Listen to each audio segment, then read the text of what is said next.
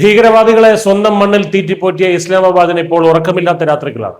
അതിർത്തിയിൽ പാകിസ്ഥാനും അഫ്ഗാൻ താലിബാനും തമ്മിലുള്ള പോരാട്ടം ഇപ്പോൾ ഒരു സമ്പൂർണ്ണ യുദ്ധമായി മാറിയിരിക്കുകയാണ്.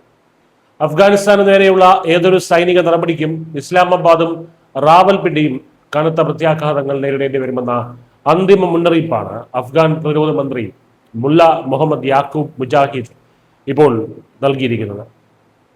2026 ഫെബ്രുവരിയിൽ കിഴക്കൻ അഫ്ഗാനിസ്ഥാനിൽ പാകിസ്ഥാൻ നടത്തിയ ഈ വ്യോമാക്രമണമാണ് ഈ സംഘർഷങ്ങളെ ഒരു തുറന്ന യുദ്ധത്തിലേക്ക് തള്ളിവിട്ടത്. പാകിസ്ഥാന്റെ ഉള്ളിൽ നടന്ന ഭീകരാക്രമണങ്ങൾക്ക് അതിന്റെ പിന്നിൽ തെഹ്രീക്കെ താലിബാൻ TTP തെഹ്രീക്കെ താലിബാൻ പാകിസ്ഥാൻ ആണെന്നും അവർക്ക് അഫ്ഗാനിസ്ഥാൻ അഭയം നൽകുന്നുണ്ടെന്നുമൊക്കെ ആരോപിച്ചായിരുന്നു ഇസ്ലാമാബാദിന്റെ ആക്രമണം. എന്നാൽ ഇതിന് അഫ്ഗാൻ താലിബാൻ നൽകിയ മറുപടി പാക് സൈന്യത്തെ ശരിക്കും ഞെട്ടിച്ചു കളയുന്ന ഒന്നായിരുന്നു. ഇവിടെയാണ് യഥാർത്ഥ കാവ്യനീതി എന്ന് നമ്മൾ കാണേണ്ടത്. ലോകമെമ്പാടും തീവ്രവാദം കയറ്റുമതി ചെയ്ത പാകിസ്ഥാൻ ഇപ്പോൾ തങ്ങളുടെ ആഭ്യന്തര പ്രശ്നങ്ങൾക്ക് കാരണം അഫ്ഗാനിസ്ഥാൻ ആണ് അല്ലെങ്കിൽ താലിബാനാണ് എന്ന് വിലപിക്കുകയാണ്. TTPയുടെ സാന്നിധ്യം പൂർണ്ണമായും പാകിസ്ഥാന്റെ മാത്രം ആഭ്യന്തര പ്രശ്നമാണെന്നും തങ്ങളുടെ പരമാധികാരത്തിന് മേൽ പാക് സൈന്യം കൈകടത്തിയാൽ നോക്കി നിൽക്കില്ല എന്നുമാണ് താലിബാന്റെ പ്രഖ്യാപനം.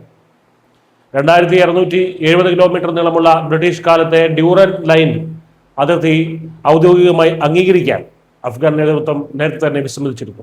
ഈ തർക്ക പ്രദേശങ്ങളിൽ ഇപ്പോൾ പാക് സൈന്യവും താലിബാൻ പോരാളികളും തമ്മിൽ കടുത്ത വെടിവെപ്പാണ് നടക്കുന്നത്.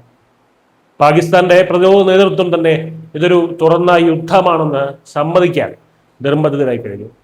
പോരാട്ടം ഇപ്പോൾ അതിർത്തി ഗ്രാമങ്ങൾ വിട്ട് പാകിസ്ഥാന്റെ തന്ത്രപ്രധാനമായിട്ടുള്ള നഗരങ്ങളിലേക്കും വ്യാപിച്ചിരിക്കുകയാണ്.